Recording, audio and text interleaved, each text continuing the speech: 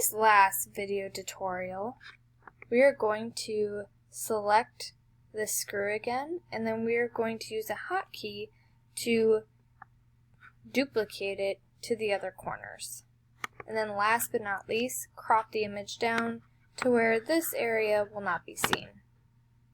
I'm going to zoom in just a little so I can see my frame. Alright. Now what I'm going to do is, with the elliptical marquee tool selected, I'm going to use what we learned in the previous lesson, pressing Option, click and drag out from the center, press Shift to make sure I have selected the area. And again, another thing that you have learned is to move the active selection, you can press spacebar. So right now I'm pressing spacebar, I'm pressing Option, and I'm pressing Shift. And I am going to perfectly select this screw again. Might help if I zoomed in a little bit more. Just FYI, if you're struggling, go ahead and deselect and then, yeah, zoom in. I think that's pretty good. Now that I have an active selection, I'm going to go back up to my Move tool, and the hotkey to duplicate a selection,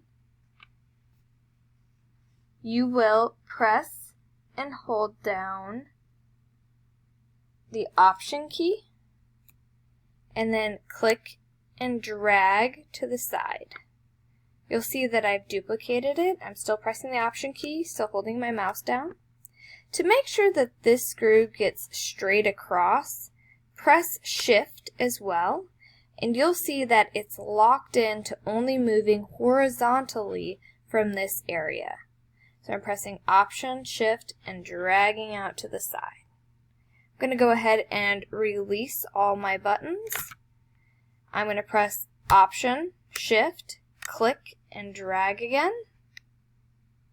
Place it here in the corner, release all buttons.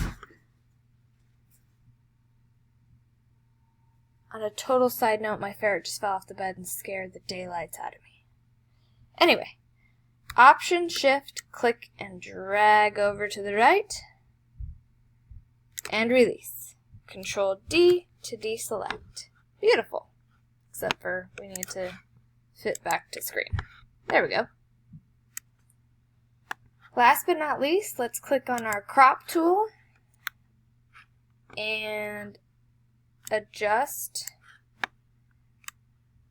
the area that we have selected. When you only have the frame in view, press Return on your keyboard, and there you go. In this video tutorial, we learned how to restrain the screw to only move on horizontal or vertical axes while duplicating it over. We practiced selecting from a center point again, and then we used our cropping skills to crop down to where we just see this shadow box. Last but not least, go to File, Save, and go ahead and submit the assignment. Make sure that you look at the grading rubric, ladies and gentlemen, before you submit.